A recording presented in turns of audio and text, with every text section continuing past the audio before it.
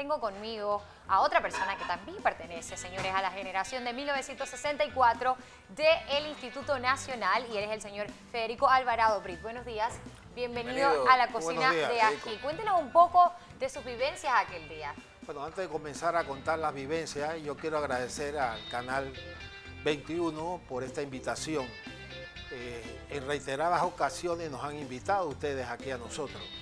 Otros canales ni siquiera piensan recordar el 9 de enero. Y definitivamente es una fecha que hay que tomar en cuenta. Así que primero agradezco mucho esa invitación. Prohibido olvidar. Prohibido olvidar. Bien, vamos a hacer un poquito de remembranza.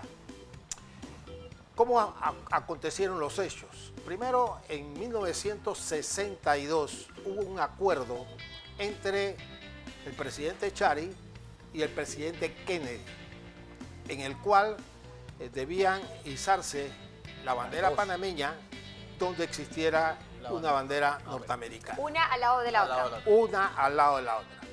Bueno, en 1963 falleció Kennedy, lo asesinaron. Sí.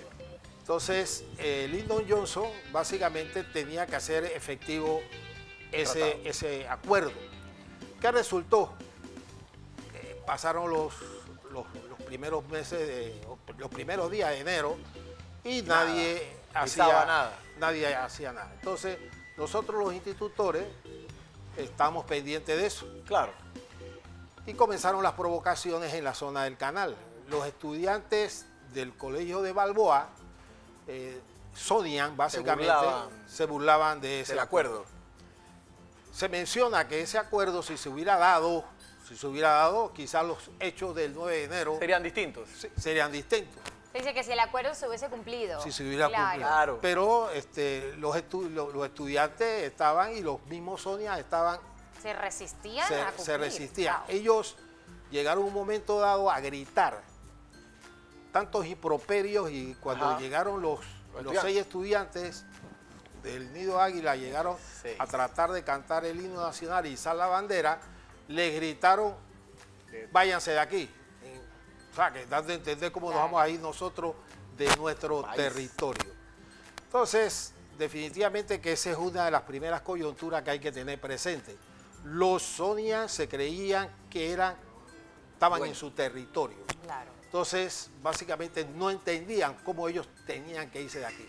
Claro, en su momento fue territorio norteamericano, pero ya después de un acuerdo... fueron criados dentro de ese entorno. Eso era un enclave colonial que teníamos nosotros aquí. Era un enclave colonial, y eso básicamente el sentimiento nacionalista de nosotros a través de todas las generaciones, porque la generación del 64 yo lo considero que fue la gota que derramó el vaso, porque anteriormente habían movimientos en el 57, en el 58, izadas de banderas en la zona del canal, pero entrar a la zona del canal era una odisea. Claro. Al que agarraban poniendo una bandera en la zona del canal, lo metían preso. Había legislaciones, policía, jueces norteamericanos en la zona del canal. Ese era todo un estado con todos sus organismos dentro de ese pequeño territorio. Así mismo. Una pregunta, en esa gesta patriótica en la que tú tuviste al pie del cañón, como diríamos, ¿tú sentiste miedo en algún momento de perder la vida, o simplemente tu fervor patriótico te hizo inhibir ese sentimiento e ir en busca de tu objetivo, que era izar tu bandera en tu terruño? Bueno, yo pienso que en el momento dado que nosotros entramos a la zona del canal, entramos en una zona pacífica, una forma pacífica. Entonces, como íbamos a un grupo de 200 estudiantes que estaban formados en su mayoría por estudiantes graduando, pero a la vez había estudiantes de cuarto año, tercer año, uno se sentía quizás un poquito fuerte. Claro.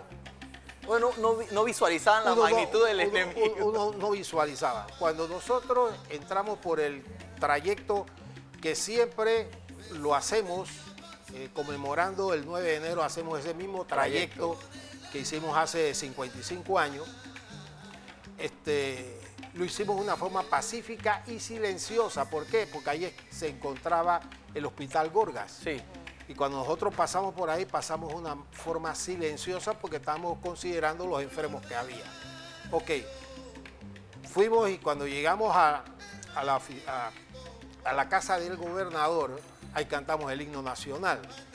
Después llegamos a donde está la Administration Building, ahora las oficinas de la ACP, y ahí vimos que teníamos que bajar la escalinata y llegar a la escuela de Balboa. Ese fue ahí, nos tomamos una foto histórica, que hay una foto. Bajamos. Entonces ya estaba el cordón de policías, en los cuales no nos permitía pasar el grupo completo. Se decidió que pasaban 4 que llevaban la bandera, más 2 compañeros más. Pero fueron los 6 que fueron allá. Entonces ahí básicamente los Sonia, los padres de los estudiantes, comenzaron a lanzar improperios y hacia estos 6 jóvenes. Hacia esos 6 jóvenes. No me puedo imaginar ese sentimiento de ustedes al recibir esos insultos tan fuertes de algo que ustedes no eran criminales, no estaban exigiendo algo fuera de lo normal o de lo que era correcto. Ahí casualmente comienza, en ese momento, con esos improperios, se prendió la chispa. Claro. Se prendió la chispa. Pregunta, ¿qué se supone que iban a hacer estos 6 jóvenes que pasaban con la bandera? Iban a cantar, izar la bandera no podía. No podía. Okay, no podía. No había más. No había. Los habían cortado. Se habían cortado. Entonces básicamente era cantar el himno nacional. Ok. Y recibieron este montón de insultos. ¿Qué pasó? Digamos, estos 6 pasaron pues la barrera policial y atrás habían otras personas que venían en la marcha. Escoltados. Digamos que esto se estaba haciendo hasta este momento de manera respetuosa. ¿En qué momento fue que se prendió eso, como decimos en buen panameño, y todos los demás manifestantes decidieron pasar eso para entonces subir a izar la bandera? Cuando rasgaron la bandera y llegaron al grupo donde estaba la mayoría de nosotros, ahí vino la efervescencia. ¿Cuál bandera se rasgó? ¿Una de los que estaban acá manifestando? No, la que llevaban los 4 estudiantes. La que tenía el escudo. Ok. Sí. Y allí entonces eso representó la máxima falta de respeto, porque si tú me estás dejando pasar de manera pasiva y ¿sabes? Y con todo esto, ¿sabes? Todo un proceder escoltado, y tú rasgas la bandera y se lo haces a un panameño, papá, agárrate que lo que viene bajando es bueno. Es que vuelvo y digo, esos 6 estudiantes que fueron hacia la escuela de Balboa, esos estudiantes vivieron la intensidad de la presión de esos padres de familia, de esos estudiantes, esa presión, y ahí se rasgó la bandera. Entonces, ¿qué resulta? Cuando ellos llegaron a donde estamos nosotros, ya nosotros, pero la policía estaba con una instrucción. Teníamos que sacar, o tenían que sacar a los estudiantes de la misma forma como nosotros habíamos entrado. Pacífico. Entonces nos crearon un abanico y por nosotros subimos por bajamos por la escalinata, por ahí mismo subimos, bajamos por el Gorga y la policía atrás. ¿En qué momento se iniciaron los disparos? Bien, al darse los hechos, la radio notificó de la situación que se estaba dando en la zona del canal. Cuando nosotros llegamos a la avenida Los Mártires, anteriormente llamada 4 de Julio, ahí estaba el pueblo. Ok, ya la gente queriendo saber qué había pasado. Ahí está, no, ya sabían lo que había pasado, y ahí estaba el pueblo. Claro. Y entonces ahí comenzaron básicamente el intercambio, cuando muchos panameños quisieron entrar a la zona del canal y la policía dijo, no señores, ustedes no van a entrar, y comenzó los disparos. Muy interesante. ¿Qué pasó luego de esto? Porque hemos hablado ya, por ejemplo, con el señor Otto, y él nos da pues su perspectiva de lo que fue ese momento en su vida. Para usted, una vez que salió de allí, ¿cuántas horas, cuánto tiempo duró usted en este enfrentamiento? ¿Y qué pasó después de? ¿Cuándo decidieron retirarse? Bien, los días fueron 9, 10, 11 y 12. Importante. Entonces, la 4 de julio, para hacer el nombre básicamente que tenía en esa época, se convirtió en un campo de batalla. Desde las colinas, ¿Qué resulta? Había, por ejemplo, el edificio de la Panam, que era una aerolínea, ese edificio que ahora mismo está el Banco de Desarrollo Agropecuario, ese edificio fue quemado. Sí. ¿Por qué?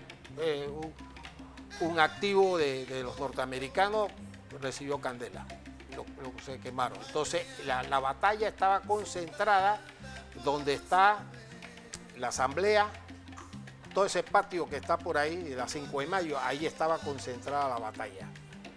La batalla y en la 4 de julio. Toda la 4 de julio. Panamá versus Estados Unidos. Tú habías regresado ya al plantel a reunirte con tus compañeros y decidieron después integrarse a ese combate, porque no hay que llamarlo de otra forma, era un combate, era una guerra, era un área de guerra. Bueno, definitivamente que quiero ser franco. Cuando yo salí de la avenida de la 4 de julio, que yo salí de la zona del canal, yo entré al Instituto Nacional. Sí. Pero comenzaron los disparos. Entonces, básicamente, uno estaba desarmado. Claro, claro. ¿Balas contra qué? Contra piedras. Entonces, básicamente, uno fue un poquito recatado, ¿no? O sea, que uno ya comenzó a esconderse dentro del mismo plantel. Claro, claro, entiendo, ¿no? Por eso me interesa en saber desde tu perspectiva, porque los sucesos, básicamente la historia nos los ha enseñado, pero me interesaba desde tu óptica esa sensación en la piel de tener a un militar entrenado con un fusil de primer mundo en ese entonces. ¿Qué sentiste? Que tú no lo veías.